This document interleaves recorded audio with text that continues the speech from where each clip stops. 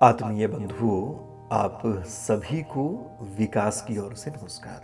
Doctor हिम्मत सिंह सिन्हा यानी हमारे गुरुजी के जो लेक्चर्स हैं, लगातार आप लोग वो सुन रहे हैं। कमेंट्स के रूप में या मेल के जरिए आपकी प्रतिक्रियाएं हम तक लगातार आ रही हैं। आपका बहुत बहुत आभार। और जिस ज्ञान पथ के आप पथिक हुए हैं, उस पर आपकी यात्रा सतत और अनंत तक जारी रहे, यही हमारी शुभकामना है। अभी पर कोविड की वजह से गुरुजी के यहाँ जाना, उन्हें रिकॉर्ड कर पाना संभव नहीं हो पा रहा है। ऐसे में हमने सोचा कि गुरुजी के ऐसे बहुत से लेख हैं जिनसे काफ़ी फायदा आपको हो सकता है। साथ ही इस विभूति के कुछ और पहलुओं को तकनीक के जरिए संरक्षित भी किया जा सकता है। तो हम इन लेखों को पढ़कर आप तक पहुंचाने का अपना भरपूर प्रयास करेंगे। आप सुनिएगा और अपनी प्रतिक्रियाएं ज़रूर दीजिएगा, ताकि इस श्रृंखला को अधिक बेहतर और प्रभावी ढंग से चलाया जा सके। विनय पत्रिका का दार्शनिक पक्ष, डॉक्टर हिम्मत सिंह सिन्हा। विनय पत्रिका को तुलसी के दार्शनिक चिंतन और आध्यात्मिक साधना का चरम शिखर कहा जाए तो कोई अतिशयोक्ति नहीं होगी।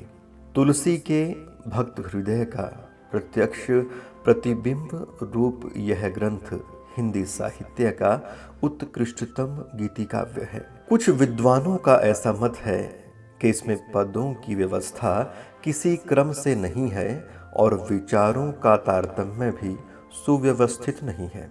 इसके विपरीत इसे पूर्ण ग्रंथ मानने वाले विद्वानों का तर्क है कि इसमें पदों का एक नियोजित क्रम है, और यह तथ्य कि गणेश वंदना से ग्रंथ आरंभ होता है, इस बात का प्रमाण है कि यह ग्रंथ एक पूर्ण रचना है। इसमें विभिन्न आराध्य देवों की स्तुति निबद्ध है, प्रार्थनाएं हैं, दार्शनिक चिंतन की गहराई है, वैदुष्य की छाया है। लगता है कवि ने एक सुदीर्घ कालखंड में समय समय पर जो पद या छंद लिखे, उनका संकलन है यह।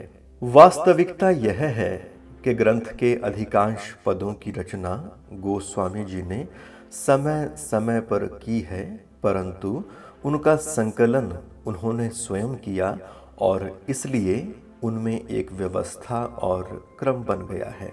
इसे व्यवस्थित और क्रमबद्ध रूप देने के समय संभव है उन्होंने कुछ नए पदों की रचना करके इस संग्रह में उन्हें समाविष्ट कर इसे पूर्ण ग्रंथ का रूप दे दिया हो। जो हो, इसका वर्तमान रूप एक पूर्ण ग्रंथ का ही है। तत्कालीन परिस्थितियां, जिसे तुलसीदास जी कली की कुचाली कहते हैं, से विचलित होकर उन्होंने दैन्य निवेदन अपने आराध्य के दरबार में किया। भक्त हृदय का जितना स्पष्ट उद्घाटन इस ग्रंथ के पदों में हुआ है, हिंदी साहित्य में अन्यत्र कठिनता से मिलेगा। विनय पत्रिका के रचना कौशल, विधा वैविध्य, शैलियों की व्यापकता आदि को देखते हुए इसे प्रौढ़तम उत्कृष्टतम काव्य रचना सभी ने माना है। गणपति वंदना से इसका आरंभ होता है और अपनी अर्जी से प्रभु रघुनाथ के दरबार में सप्रणति समर्पित करके उनकी स्वीकृति के हस्ताक्षर प्राप्त करने के बाद कृत्य हो जाने वाले क्षण का वर्णन के साथ ही इसकी समाप्ति होती है। कुल 279 पदों का संकलन प्रमुखतः तो सविनय प्रणति, शरणागति आदि के गेय पदों को संग्रहित करता है, क्योंकि पद संख्या 71 से 279 तक तो ऐसी ही प्रार्थनाओं के पद हैं। कहीं कोई सैद्धांतिक विवेचन नहीं है। विनय पत्रिका में राम के निकट कली के उपद्रव के विरुद्ध अर्जी दी गई है। तुलसीदास का विश्वास इसमें मुखर है। अंत में राम ने उस पर अपने हस्ताक्षर कर दिए। यह बड़ी प्रौढ़ रचना है। हिंदी में पदों में ऐसी प्रौढ़ रचना दूसरी नहीं लिखी गई। विनय पत्रिका में कवि ने जहाँ एक और अपने हृदय पक्ष का उद्घाटन किया है, वहाँ दूसरी ओर अपने विचारों का बड़े सुलझे ढंग से सम्यक प्रतिपादन भी किया है। इसमें शुष्क दर्शन नहीं, अपितु भक्ति के तत्वों का बड़ा व्यापक और पूर्ण निरूपण गोस्वामी जी ने किया है।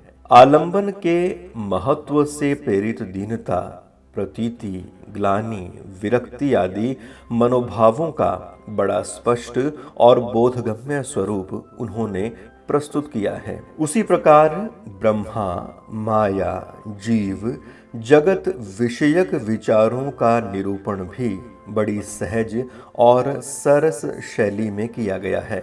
मृषा संसार का सत्य आभासित होना, माया की प्रबलता, साधना की निस्सारता, यह बात तो स्पष्ट है कि अध्यात्म जैसे गहन और दुरूह विषय को नैतिक अनुभव के सर्वथा प्रकृत और सुगम दृष्टांतों के माध्यम से गोस्वामी जी ने जो इतना सरल और सुबोध बना दिया कि उनका श्रेय उनकी सहज, महाकवि, सुलभ अद्वितीय प्रतिभा को ही है। भक्ति आंदोलन ने, जिसमें तुलसी शिरोमणि माने जाते हैं, औपनिषदिक ब्रह्मवाद को पौराणिक देववाद में परिणत कर दिया।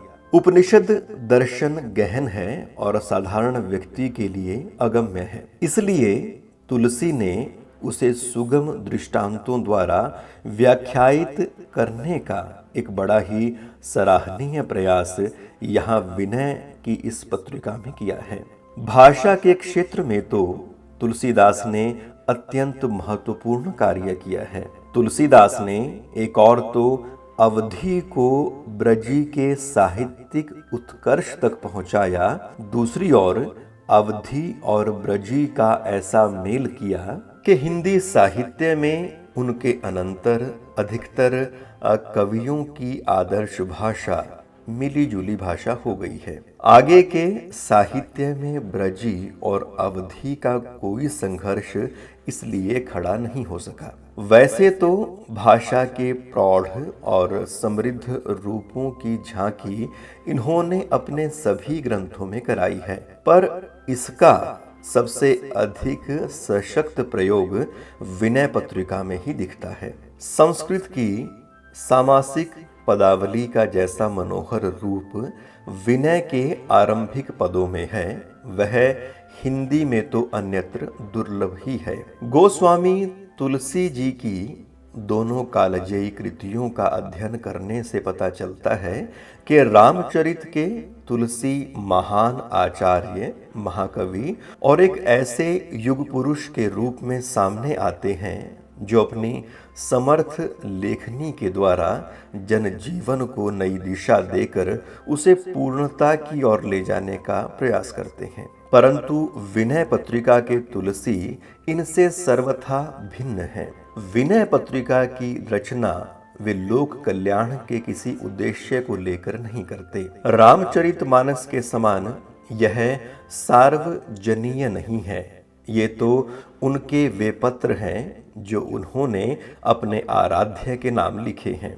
यह तो उनकी सर्वथा निजी वस्तु है। मानस की रचना करते हुए वे चाहते हैं कि इसे सब पढ़ें, किंतु विनय पत्रिका इन्होंने अपने प्रभु के नाम लिखी है और इसमें विशेष रूप से आग्रह किया है कि इस पत्र को वे किसी और को पढ़ने के लिए न दें। उनकी आकांक्षा है कि उनके इस पत्र के संबंध में दरबारियों से पढ़वाने की राज परंपरा का पालन न किया जाए, अपितु पिता जैसे पुत्र को स्नेह देता है उसी प्रकार इसका पाठन स्वयं करें। विनय पत्रिका में औपचारिकता से दूर वे घर में वार्तालाप करते हुए से प्रतीत होते हैं। विनय पत्रिका के तुलसी उस नन्हे बालक की भांति हैं जो अभी अपनी सारी आवश्यकताओं के लिए माता पिता पर आश्रित है।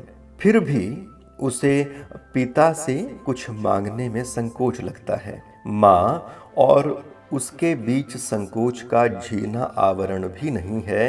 वह बड़े ही प्यार और अधिकार से अपनी माँ के अंचल का छोर पकड़ लेता है। वह माँ के लिए स्तुति पाठ नहीं करता, वह तो सीधे स्पष्ट शब्दों में अपनी मांग रख देता है। पिता से उसे कोई वस्तु मांगनी है, माँ को उसकी मांग पिता के समक्ष रखकर उसे पूरा कराना है।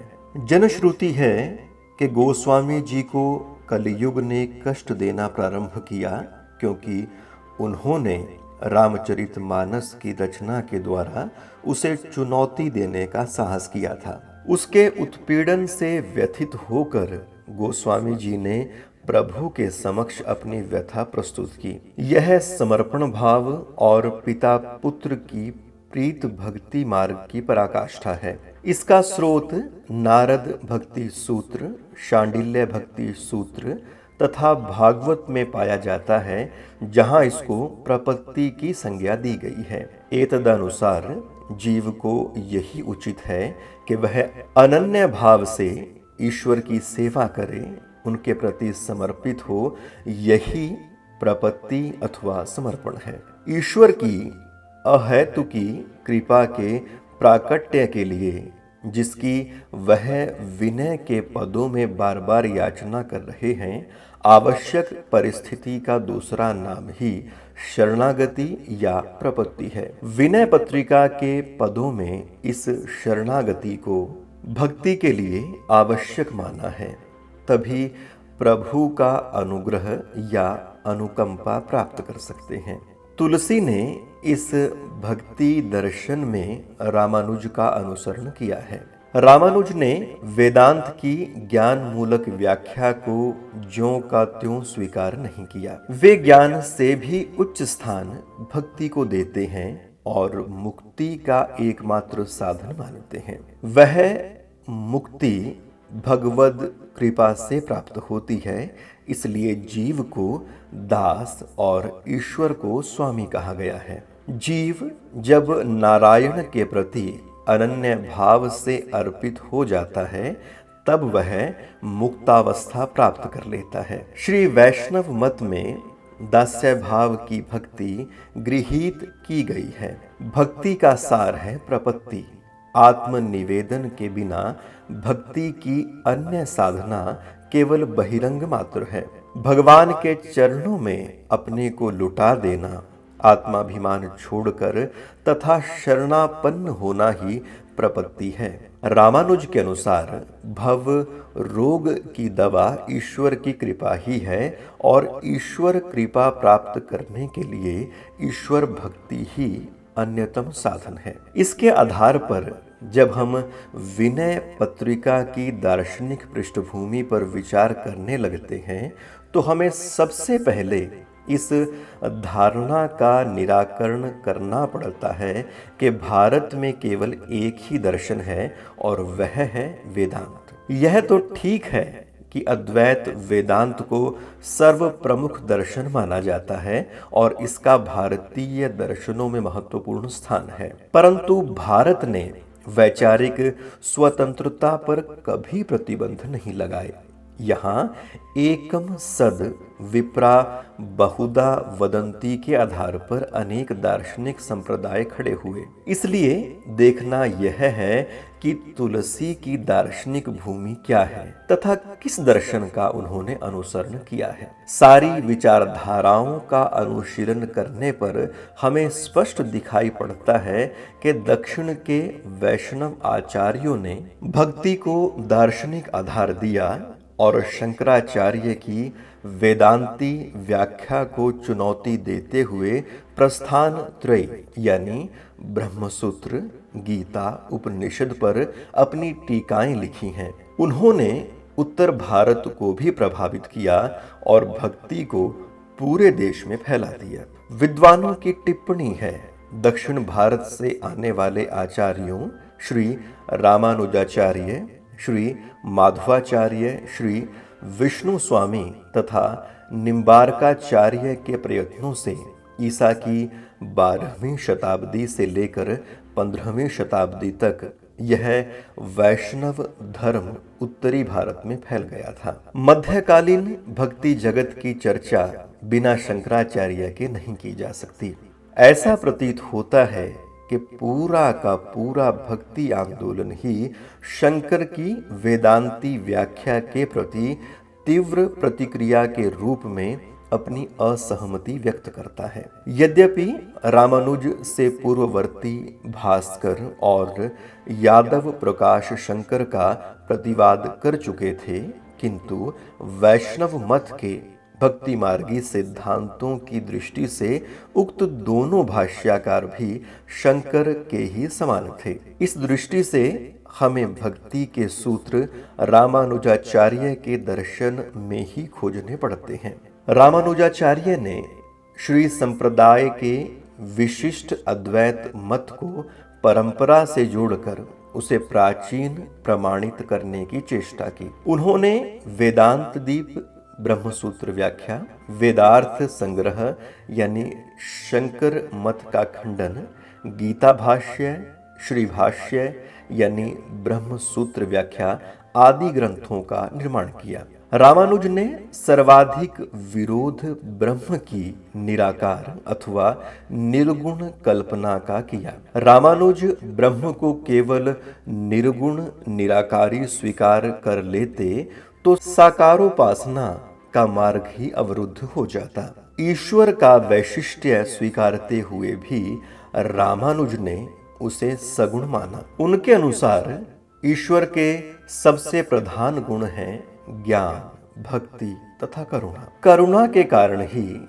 ईश्वर ने जगत की रचना की, धार्मिक विधान का निर्माण किया और वह उन सब व्यक्तियों की जो पूर्णता की प्राप्ति के लिए प्रयत्न करते हैं बराबर सहायता करता है। रामानुज ने शंकर के मायावाद का जोरदार खंडन किया। उन्होंने कहा कि जब सृष्टि का उदय ब्रह्म से होता है तब उसे मिथ्या कैसे कहा जाए। स्थिति यह है कि माया ईश्वर नियंत्रित है और जीव उसमें बंध जाता है।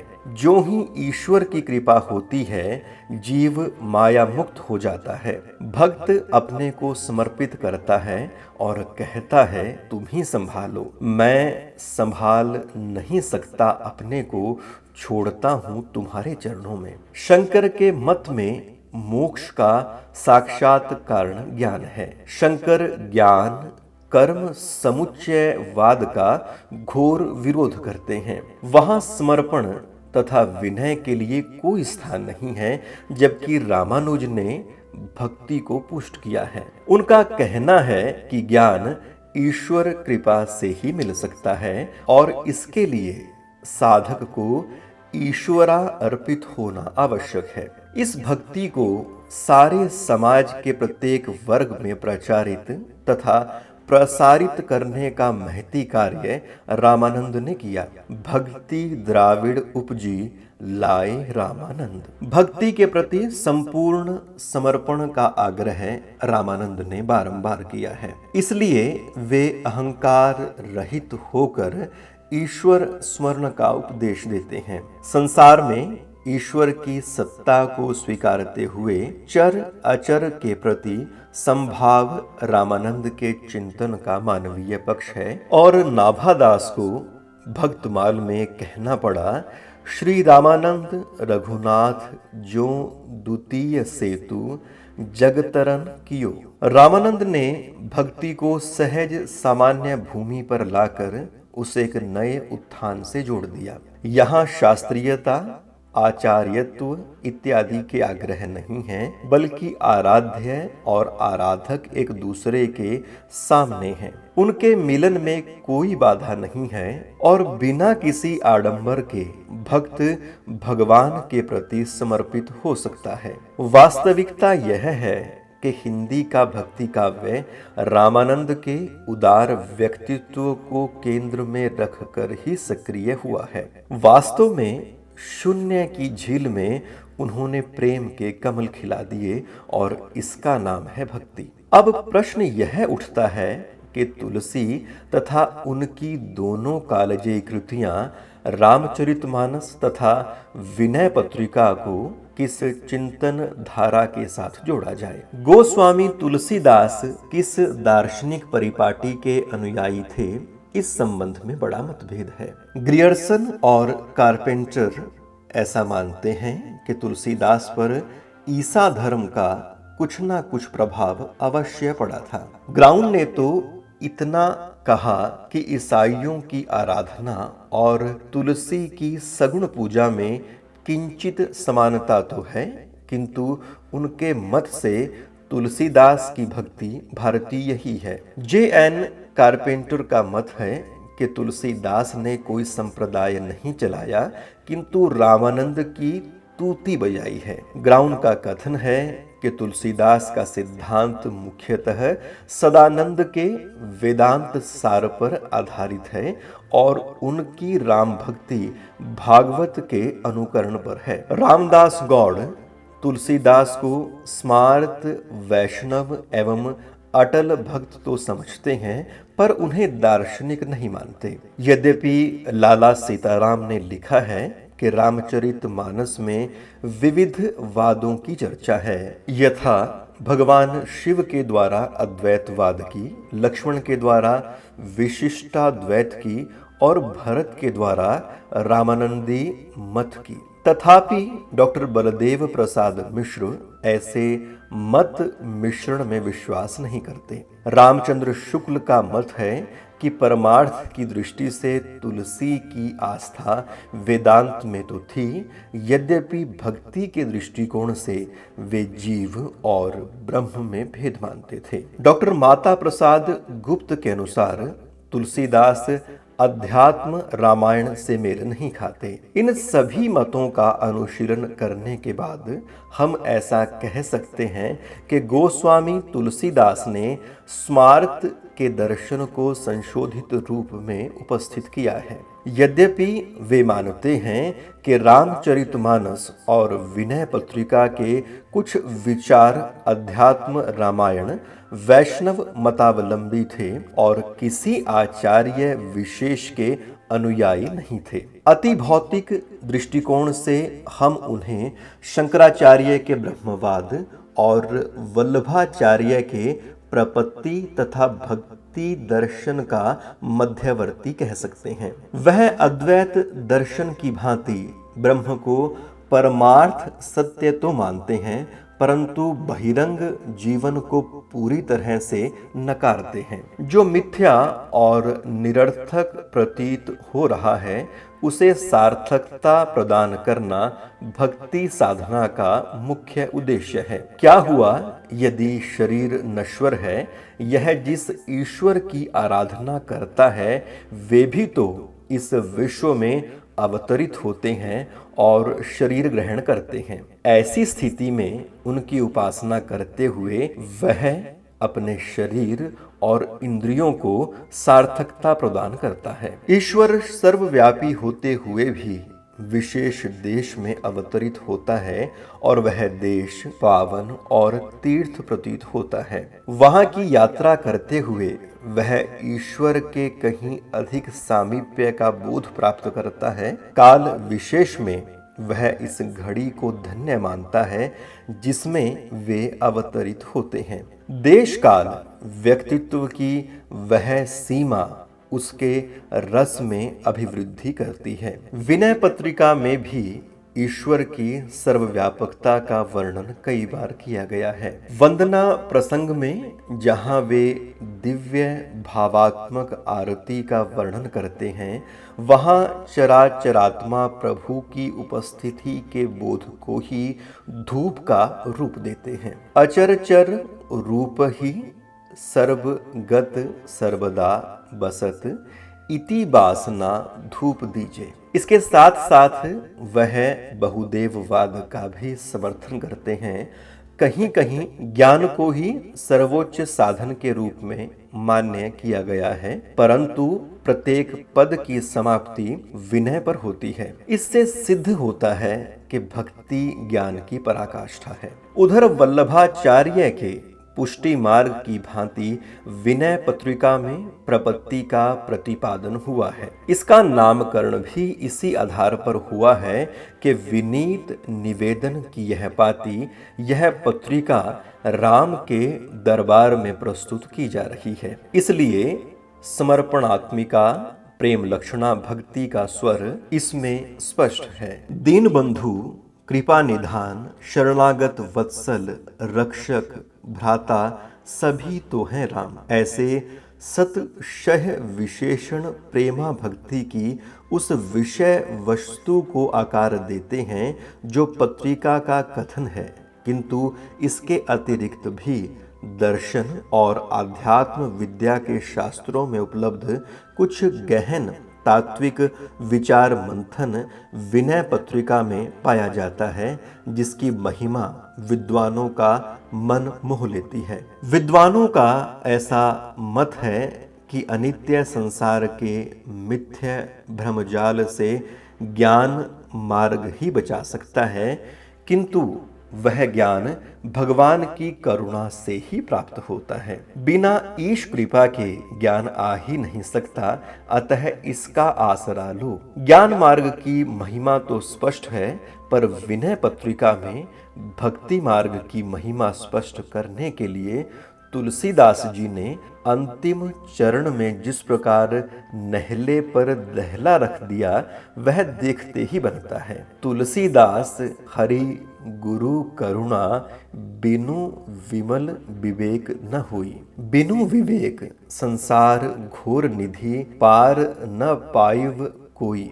परम मुक्ति का साधन तो भगवान की अनुकंपा ही है, जो भक्ति द्वारा ही प्राप्त होती है। ज्ञान मार्ग तो आदमी को अपने स्वरूप की खोज तक सीमित कर देता है। इसके विपरीत भक्ति का मार्ग प्रभु का प्रसाद है। अतः ज्ञान से नहीं, ईश अनुकंपा से मुक्ति मिलती है। निष्कर्षतः यह कहना अधिक उचित होगा कि दार्शनिक तत्व चिंतन को भक्ति के माधुर्य तथा काव्य कला की चाशनी में लपेटकर जिस प्रकार गोस्वामी जी ने विनय पत्रिका में परोसा है, उसका कोई सानी दिखाई नहीं देता। इस प्रकार विनय पत्रिका में प्रेमा भक्ति, प्रपत्ति तथा दास्य भक्ति की धाराओं की त्रिवेणी बहाने का कार्य तुलसीदास जी ने बड़े ही भाव प्रवण ढंग से किया है। इसमें शरणागति और भक्ति का